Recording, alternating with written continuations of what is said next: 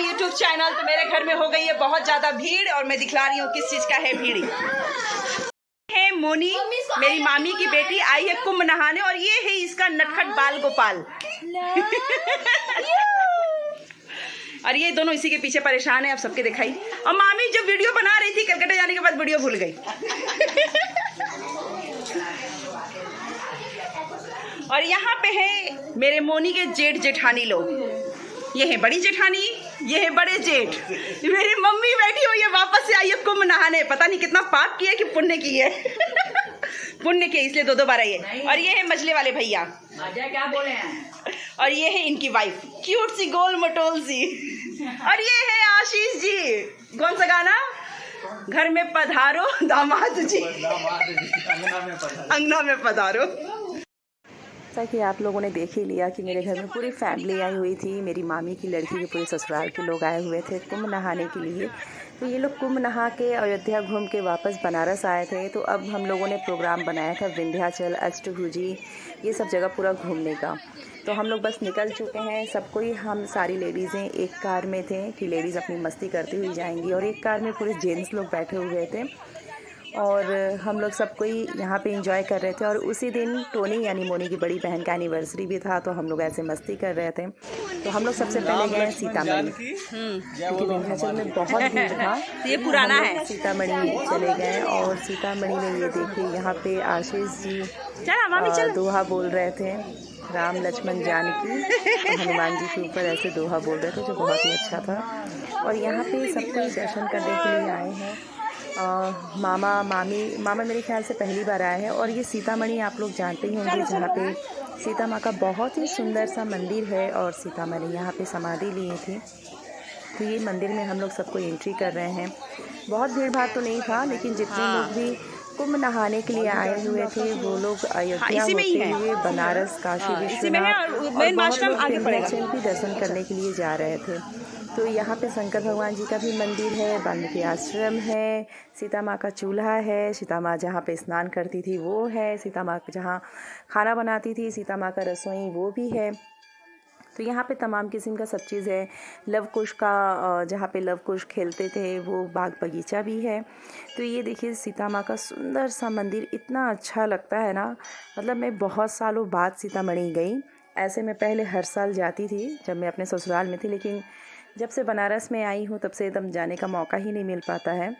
और ये देखिए सीता माँ कितनी सुंदर लग रही है ना। और यहाँ ये मंदिर जो है ना बहुत अच्छा है। इस पूरे कांच से पूरा बना हुआ है, पूरा मिरर वर्क है। और यहाँ पे पूरा राम लक्ष्मण लव कुश की पूरी कहानी है यहाँ पे सीता माँ का। तो यहाँ पे हम लोग दर्शन कर रहे थे। आपका मन है आप प्रसाद लेकर आइए, चाहे मत लेकर आइए, प्रसाद बाहर बिक्री होता है। और यहाँ पे किसी तरह का कुछ वो नहीं है कि आपको ये चढ़ाना है वो चढ़ाना है। बहुत ही अच्छा, बहुत ही शांत मंदिर है। और ये देखिए बाबू दर्शन करके आया। यहाँ आशीष जी हैं, मोनी, मामी, और फिर हम लोग मंदिर का परिक्रमा करने लगे। तो परिक्रमा करने के लिए हम लोग मंदिर के राइट साइड से होते हुए निकल रहे हैं। और यहाँ पे सब कोई एक साथ है, सब अपने अपने जोड़े के साथ है, एक मैं ही अकेली और मेरी मम्मी। मम्मी क्योंकि दोबारा से आई थी कुंभ नहाने के लिए, और बहुत किस्मत होना चाहिए जिन्हें दोबारा कुंभ नहाने के लिए मिले। तो मेरी मम्मी को और मामी दोनों लोग 2 बार कुंभ नहा चुके हैं, और मुझे जाना था दूसरी बार, तो मैं जा ही नहीं पाई। बताओ क्या ही किया जा सकता है। घर में इतने सारे लोग आए थे, उसके बाद से बहुत सा काम था, घर में भी काम लगवा दिए थे, इस वजह से मैं जा नहीं पा रही थी। और यहाँ पे भी पूरी कहानी बनी हुई है, बहुत ही अच्छा लग रहा था देखने में। फिर सीता माँ का जो जहाँ पे सीता माँ भूमि में समा गई थी यानी पृथ्वी में समा गई थी, तो उसके लिए हम लोगों को 1 फ्लोर नीचे जाना पड़ता है, अंडरग्राउंड में, ज़मीन के नीचे। सोचिए, तो हम लोग यहाँ ज़मीन के नीचे उतर रहे हैं। 1 फ्लोर या 2 फ्लोर ऐसे हम लोग उतरते हैं। और ये सीढ़ी बनी हुई है, सीढ़ी से हम लोग यहाँ उतर के अंदर की तरफ जाते हैं। आप विश्वास नहीं करेंगे, जहाँ पे सीता माँ समाधि ली है वहाँ पे जब आप ये पहुँचेंगे ना, इस हॉल में, इस जगह पे, आपके रोंगटे खड़े हो जाएंगे, आपकी आंखें नम हो जाएगी। सिर्फ वहाँ का वो जो दोहा है ना, वो दोहा पढ़ के कि एक औरत के ऊपर कितना भी मतलब औरत ईमानदारी दिखा दे, उसके ऊपर इल्ज़ाम लगना तय है। और ये तो सतयुग सीता माँ के युग से चला आया, तो हम औरतें क्या ही हैं, हम लोग कुछ करें या ना करें फिर भी हम लोगों के ऊपर तो इल्ज़ाम लगता ही लगता है। इसी तरह से फिर हम लोग वहाँ से निकल के आए यहाँ पे। तो ये सीता माँ का मंदिर है। यहाँ पे मन्नत का दिया जलाया जाता है। यहाँ पे कोई सा भी मन्नत आप मांग के यहाँ पे दिया आप जला सकते हैं। यहाँ 365 दिन 40 दिन के भी दिए जलते हैं। आप उसका मतलब पैसा वहाँ पे जमा कर देंगे तो जो पंडित जी बैठे हैं वो पंडित जी ही आपके नाम का दिया रोज़ वहाँ पे जला देंगे। और अगर आपको लग रहा है कि नहीं मैं अपना एक दिया जलाऊँगी तो एक दिया भी 20 रुपया 30 रुपया करके है। तो यहाँ पे दिया सब कोई जलाता है। बहुत से लोग यहाँ पे दिया जलाता है। मैंने खुद यहाँ पे मन्नत मांगी हुई है और मेरी मन्नत पूरी भी हुई है, इसलिए मुझे पता है होता है। देखिए आप दिल से कोई चीज़ मांगेंगे ना तो वो 100% पूरा होगा। तो यहाँ पे ये मोनी के मझले वाले भैया बैठे अपनी वाइफ के साथ। ये लोग दिया जला के अपना पूजा कर रहे थे। आरती करते समय इनका दिया एक बार बुझ गया और ये लोग ध्यान नहीं दिए, तो फिर ये लोग दिया जला रही हैं क्योंकि थोड़ा हाथ बहुत जल्दी जल्दी ये घुमा रही थी, तो जिसकी वजह से बाती हवा की वजह से बुझ गया। दोबारा से फिर ये बाती जलाती हैं। ऐसा कोई बात नहीं है कि पूजा करते समय अगर आरती करते समय दिया बुझ जाए तो कुछ अपशगुन होता है। ऐसा कुछ भी नहीं होता है, बस मन का एक वहम है। आप माँ के दरबार में बैठे हुए हैं और अगर दिया करते हुए आरती करते हुए अगर हवा चल रहा है और दिया बुझ गया तो उसका कुछ भी अपशगुन नहीं माना जाता। तो यहाँ पे फिर मैं बताई कि चश्मा भी उनके सर के ऊपर था और वो चश्मा लगाई थी सिर्फ पता है मूर्ति देखने के लिए। कह रही थी कितना सुंदर सुंदर यहाँ का मूर्ति है और अभी नई नई शादी हुई है इनकी। तो यहाँ पे ये लोग आपस में दोनों लोग दिया जला के यहाँ पे दिया चढ़ा रहे हैं। फिर सब कोई भी अपना अपने जोड़े के साथ बैठे थे। फिर मेरे मामा मामी भी बैठे। मामा तो मेरे फ़ोन पे ही लगे हुए थे, इतना उनका फ़ोन आ रहा था ना कि फिर मुझे बाहर से जाके बुला के लाना पड़ा कि मामा चलिए मामी बुला रही हैं। और मैंने ही कहा था कि सब जोड़े पे है तो भाई जोड़ा से दिया जलाए। माता रानी सबकी जोड़ी बनाए रहे, कभी किसी की जोड़ी ना टूटे। जैसे सीता माँ अपनी जोड़ी तोड़ के पृथ्वी में समा गई, वो किसी को भी ऐसा आशीर्वाद नहीं देती। वो सबको आशीर्वाद देती हैं कि जोड़ी हमेशा बनी रहे। और यहाँ पे मामा मामी भी दिया जला रही थी तो मामी से दिया ही नहीं जला, ठीक से जल ही नहीं पा रहा था। तो फिर मेरे मामा दिया जलाएं और इस बार तो मामा को देख के मेरी मामी ओहो क्या ही बताए ना। पिछली बार का आप मेरा वीडियो देखेंगे तो मेरी मामी बहुत स्ट्रांग थी और इस बार मामा को देख के मेरी मामी हाँ मेरा ये दर्द हो रहा है वो दर्द हो रहा है ऐसे हो रहा है, मतलब इतना लाड़ दिखला रही थी, इतना प्यार दिखा रही थी। और मामा भी एकदम बच्चों की तरह मामी का ख्याल रखते हैं। यहाँ तक कि मामा ही उनका बैग भी पैक करते हैं, उनकी दवाइयाँ सब कुछ मेरे मामा ही टाइम टू टाइम उनको बताते हैं, मामी भूल जाती हैं। और फिर यहाँ पे मोनी के बड़े वाले जेठ जी बैठे हैं आरती करने के लिए और उनका ये बेटा है। तो ये लोग भी अपना तीनों लोग आराम से बैठ के आरती किए, पूजा किए। इन सब की भी जोड़ी बनी रहे, स्वस्थ रहे, मस्त रहे, खुश रहे। और बहुत जल्दी वापस से मेरे घर पे ये लोग सबको ही आए। इन लोगों के आने से मेरे घर में बहुत रौनक हो गई थी, बहुत अच्छा लग रहा था। थोड़ा सा काम भले से बढ़ गया था लेकिन बिल्कुल भी नहीं महसूस हो रहा था क्योंकि सब कोई मिल बांट के काम कर रहे थे। और फैमिली मोनी के ससुराल वाले बहुत अच्छे हैं, बहुत अच्छे हैं। ये नहीं कि वीडियो है इस वजह से, ऐसा कुछ नहीं है। आप लोग जानते हैं मुझे जो कहना रहता है मैं डायरेक्ट बोल देती हूँ। मोनी के ससुराल वाले बहुत अच्छे हैं। उसके जेठ, दोनों जेठ जी और दोनों जेठानियाँ बहुत अच्छी हैं। और ये देखिए बाबू कैसे इतने प्यार से दिया को देख रहा था। माता रानी इसकी गोद भरी रहे, दोबारा से भरे, हमेशा खुश रहे, मस्त रहे, इन लोगों की जोड़ी बनी रहे, इन दोनों का प्यार हमेशा और बढ़ता ही रहे। बाबू स्वस्थ रहे, खुश रहे, किसी तरह की कोई दिक्कत परेशानी ना आए। माता रानी इनकी सबकी मुराद पूरी करे। और ये देखिए कितना क्यूट, कितना प्यारा ये पल है ना जब बाबू, आशीष और मोनी का असली नाम रजनी है, रजनी, ये लोग तीनों लोग हाथ पकड़ के माता रानी का आरती कर रहे थे ना, बहुत अच्छा लग रहा था। और मैं फिर यहाँ पे सामने से खड़ी हो गई कि अच्छा इन लोगों का भी थोड़ा सा मैं फ़ोटो ले लूँ क्योंकि ये लोग, और ये चीज़ तो था मैंने देखा, मैंने ऐसे बहुत से लोग हैं जो कहीं पे जाते हैं तो फट से मोबाइल निकाल लेते, लेकिन ये लोग कोई भी मोबाइल नहीं निकाले हुए थे। मैं छोटा मोटा वीडियो बनाने के लिए मोबाइल निकाली थी और क्योंकि आप लोग भी जानते हैं कि मैं पूजा पाठ करते समय मोबाइल नहीं निकालती, तो सब तो अपने अपने जोड़े के साथ किए पूजा, तो मैं क्यों अकेले। मैं भी आ गई अपनी जोड़ी बनाने अपने भोलेनाथ के पास, अपने शिव शंकर के पास।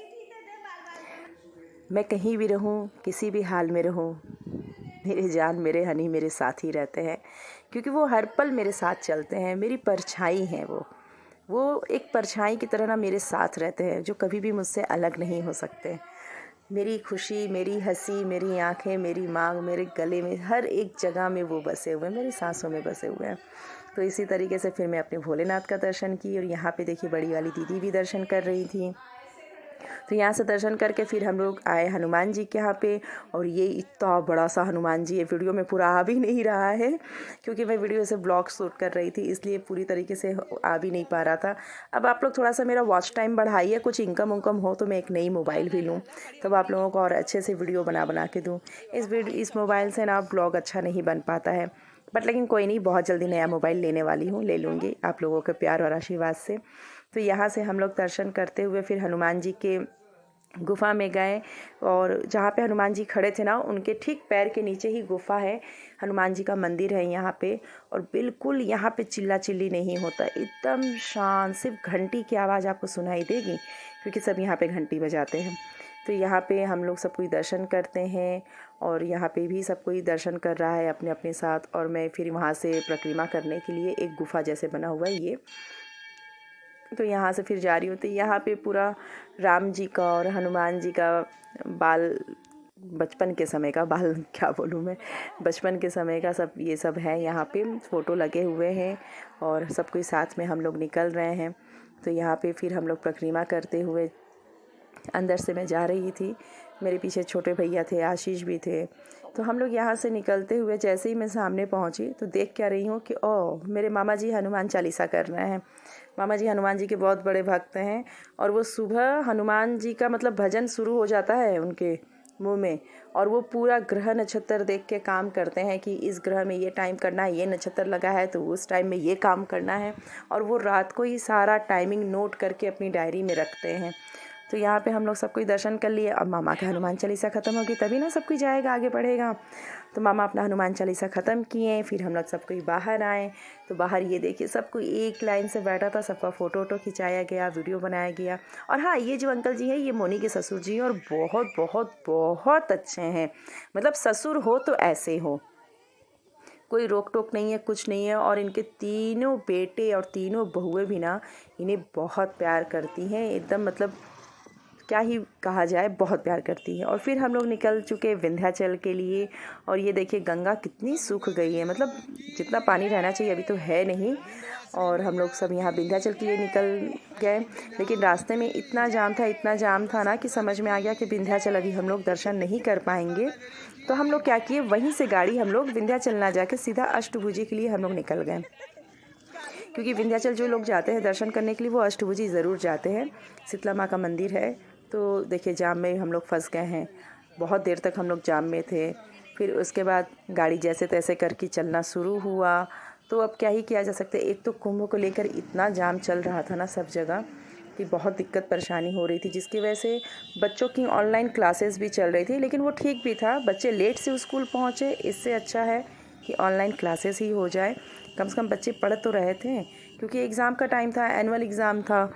और यहाँ पे हम लोग बस पहुँचने ही वाले हैं अष्टभुजी, और हम लोग अष्टभुजी पहुँच जाते हैं। तो यहाँ पे मंदिर के अंदर तो मोबाइल अलाउ नहीं होता है, तो हम लोग दर्शन वर्शन करके यहाँ पे बैठे हुए हैं कि भी मामा आएंगे, क्योंकि हम लोगों की गाड़ी थोड़ी आगे थी। तो हम लोग पहुँच गए थे, तो हम लोगों ने दर्शन भी कर लिया।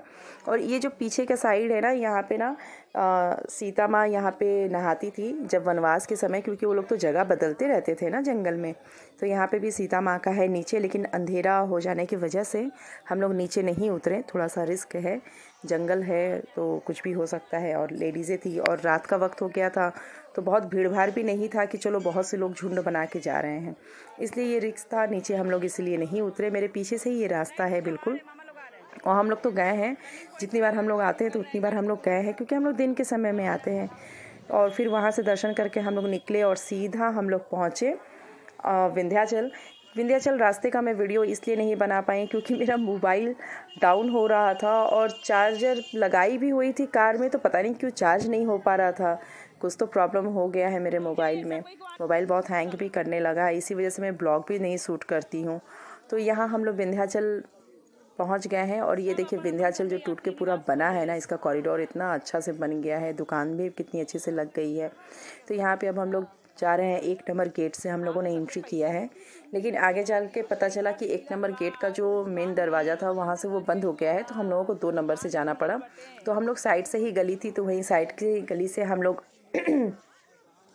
निकले वहाँ जाने के लिए, और फिर हम लोग वहाँ पहुँच गए और चलना शुरू हुआ। कुछ दूर तो चलना ही पड़ता है, नहीं चलने से क्या होगा कि थोड़ी सी दिक्कत होगी ना। तो फिर हम लोग अपना चल रहे थे और हम लोगों ने प्रसाद वरसाद सब कोई अपना अपना ले ही लिया था कि चल के वहाँ पे सीधा दर्शन करना है लाइन लगा के। तो भीड़ तो थी, बहुत भीड़ नहीं थी क्योंकि रात के तकरीबन 9 साढ़े 9 बज गए थे हम लोगों को विंध्याचल में, और आरती वैसे ही ख़त्म हुई थी जैसे हम लोगों ने पहुँचे। तो बहुत भीड़ नहीं थी, जितना आप देख रहे हैं ना मेरे आगे और उधर, बस इतने ही लोग थे। तो इसीलिए लाइन में लगना बहुत दिक्कत नहीं थी। लेकिन हुआ क्या कि मामी भी बहुत थक गई थी और मोनी के ससुर जी भी बहुत थक गए थे, बहुत एजेड है, फिर भी वो बहुत पैदल चले। तो हम लोग वीआईपी लाइन से ही चले गए। अब वीआईपी में बहुत ज़्यादा चार्ज नहीं लगा, बिलीव करेंगे आप, सिर्फ 500 रुपया हम लोगों ने दिया और हम लोग 11 लोग दर्शन किए। और वहाँ पे हम लोग अंदर दर्शन कर लिए, दर्शन करके हम लोग निकले और बहुत अच्छे से दर्शन हुआ। 500 रुपया लिया, 11 लोग दर्शन किए, कोई बुराई नहीं था। इतना तो हम लोग चढ़ावा चढ़ा ही देते हैं। और देख रहे हैं मंदिर में भीड़ है ही, अगर हम लोग नॉर्मल लाइन से जाते तो अब तक हम लोग दर्शन करके निकल नहीं पाते। और सुबह से कोई कुछ भी नहीं खाया था, तो सबकी ना हालत गड़बड़ हो रही थी क्योंकि ढंग का कहीं खाने को मिल ही नहीं रहा था। कहीं भी होटल में रुको तो वहाँ इतनी भीड़ कि आपको आधा 1 घंटा रुकना पड़ता। तो समझिए कि उस दिन हम लोगों का ना पूरा व्रत ही हो गया था जिस दिन हम लोग विंध्याचल गए। और यहाँ से हम लोग दर्शन करके बस निकल के यही हो रहा था कि अब कहीं अच्छे से जगह पे रुक के खाना पीना खा लिया जाए, क्योंकि सबकी हालत खस्ती हो रही थी सुबह से बिना खाए पिए। और एक तो लेट भी हो रहा था घर पे, श्रेया और परी को छोड़ के ही मैं आई थी क्योंकि परी का थोड़ा तबीयत नहीं ठीक था और एग्ज़ाम का टाइम, ऑनलाइन क्लासेस, ये सारी चीज़ें भी चल रही थी। तो यहाँ से अब हम लोग निकलेंगे दर्शन करके और कहीं पे रुकेंगे खाना वाना खाने के लिए। तो बस सब एक साथ हम लोग इकट्ठा हो रहे हैं। उसके बाद जहाँ ये सब हवन ववन होता है विंध्याचल में, सब एक अलग अलग पार्ट बन गया है। ये सब एक ही जगह पे बना हुआ है अलग अलग तरीके से। वहाँ पे आप अपना हवन करवा सकते हैं अपने नाम से या किसी के भी नाम से हवन करवा सकते हैं। तो आपको मेरा विंध्याचल टूर कैसा लगा ये वीडियो मुझे कमेंट करके ज़रूर बताइएगा। और आप मेरा वीडियो कहाँ से देख रहे हैं ज़रूर बताइएगा। और जय माता दी कमेंट में ज़रूर लिखिएगा और अपना ढेर सारा ख्याल रखिएगा। और हम लोग आके लास्ट में ट्रैफिक में फंस गए हैं सब कोई। तो बस अब हम लोग देखते हैं कब ट्रैफिक से छूटेंगे और घर पहुंच जाएंगे, क्योंकि मोबाइल मेरा स्विच ऑफ होने वाला था तो इसलिए मैं फिर वीडियो नहीं बनाई। और क्योंकि मुझे फिर कॉल करना रहता घर पे, इसी वजह से मेरा वीडियो आगे का शूट नहीं है। तो चलिए मैं फिर मिलूँगी आप लोगों से नेक्स्ट ब्लॉग में। और हम लोग बैठ के यहाँ अंताक्षरी खेल रहे थे कि कैसे भी टाइम पास हो। और उस दिन चाँद भी बहुत प्यारा निकला था, बहुत सुंदर निकला था। तो ओके दोस्तों, तब से आप लोग रखिएगा अपना ख्याल और मैं भी रखती हूँ अपना ढेर सारा ख्याल। और बताइएगा कि कुंभ का एक्सपीरियंस आप लोगों का कैसा लगा। आप लोगों ने कुंभ स्नान किया कि नहीं किया, कुंभ स्नान करने के बाद आप लोग कहाँ कहाँ गए, कैसे गए, किस किस लोगों के साथ गए, फैमिली कितना एंजॉय किए, तो मुझे कमेंट करके ज़रूर बताइएगा। ओके दोस्तों, bye bye, take care, love you all.